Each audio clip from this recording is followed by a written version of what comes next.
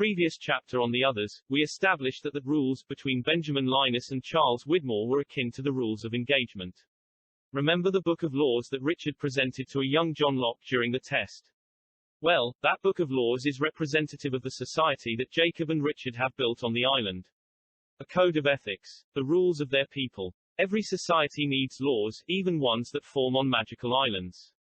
As we discover, these very human rules could absolutely be manipulated, bent, and broken.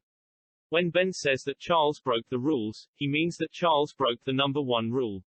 You don't kill your own. Juliet was literally put on trial for doing exactly this in season 3 when we briefly glimpsed behind the curtain.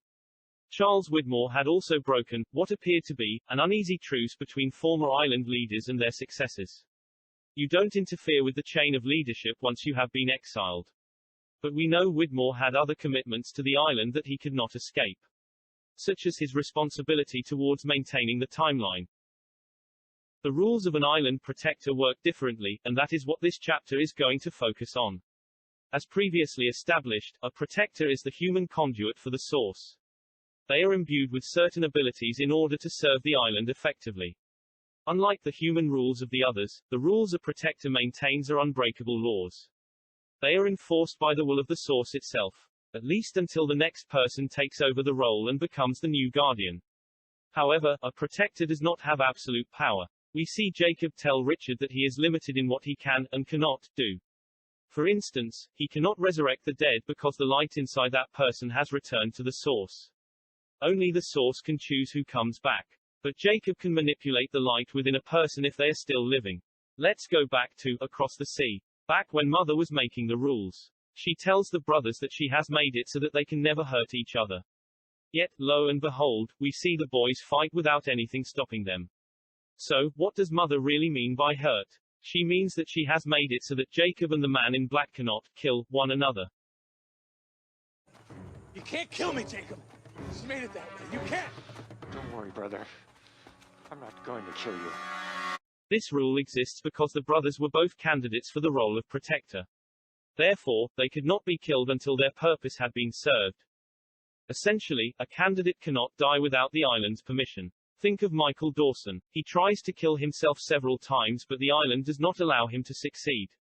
Even other people try to do it for him and fail. That's because Michael is a candidate, and being a candidate isn't simply about being in contention for the role of guardian. It is also about serving a specific purpose in the grand tapestry of time. We shall explore the nature of the candidates in greater detail in the next chapter. The important point to take away from this discussion is, that Jacob and the man in black are candidates protected by the source until they have fulfilled their respective destinies. Fans often question the enforceability of these rules and how unbreakable they truly are. After all, we do see them supposedly broken in Across the Sea.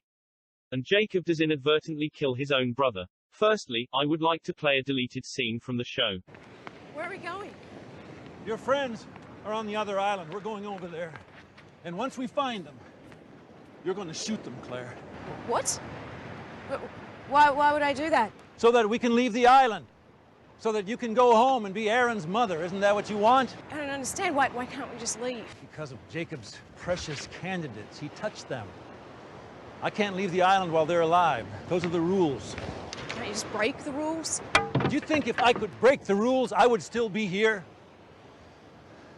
Now, this scene was deleted for a reason and therefore cannot be considered officially canon anymore. But it most certainly helps to illustrate the thought process behind the rules in the writer's room. They are not simply part of a voluntary game between players. They are enforced by the source and cannot be broken as a result. In the same way we cannot break the laws of physics in the real world. So, how did Jacob technically kill his brother if Mother's rules made that impossible?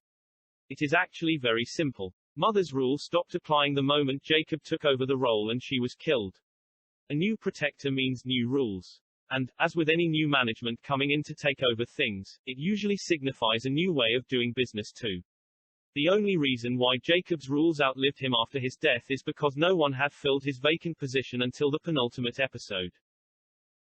Most of Jacob's rules revolve around preventing the man in black from harming him and his chosen people, or from leaving the island. But how does creating rules work? How can Jacob physically stop the man in black from leaving? To understand this, we have to circle back to the notions explored in Chapter 1.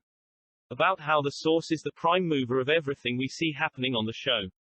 We know that the man in black is tethered to the light at the heart of the island. It is the eternal battery that powers him. He cannot escape without extinguishing it. We also know that Jacob is an extension of the source's will. He is the transformer through which the power flows. This gives him a degree of control over what the smoke monster can and cannot do. And this is how he wields a controlling influence over the man in black. In the same way he can exert influence over the candidates he has touched, activating their inner light and drawing it back to the source like metal to a magnet. The rest of Jacob's specific rules are ultimately bound to fulfilling the causal time loop we see take place in Season 5. Hence why key characters cannot die until they have completed their role in destined to take place events, and why certain people cannot find nor leave the island until the time is right. It is not simply that Jacob clicks his fingers and a new rule exists. The source has to be able to enforce it. Jacob demonstrates an awareness of the time travel when he tells Fake Locke with his dying breath. They're coming. He is referring to the candidates returning to the present day from the past.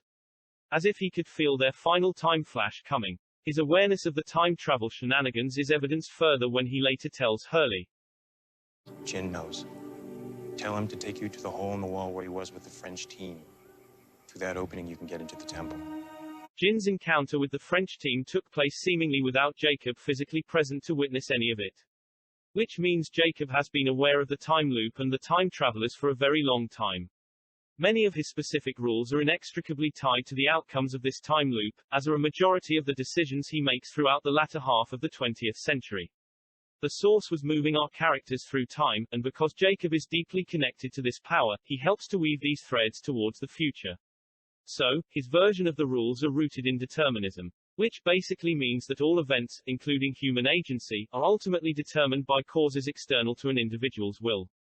That external cause is the source. So, the rules that a protector creates and maintains must be based upon what the source dictates that it can, or cannot, control. This isn't mysticism. This is causal determinism. Okay, so what? We're gonna go back and kill Hitler? Don't be absurd. There are rules. Rules that can't be broken. And so it goes. The rules govern the reality of the island and determine the trajectory of characters. If you still have work to do, or a purpose to serve, then the island will ensure that you live long enough to complete that work. Rules are made up by the various communities on the island, with varying degrees of enforceability. But a protector's rules go beyond this. They are inextricably tied to the nature of time, and fate. And they determine who lives, who dies, who can leave the island, and who must stay. Thank you for watching. The next chapter on the candidates picks up from where this chapter left off. Until then, stay lost.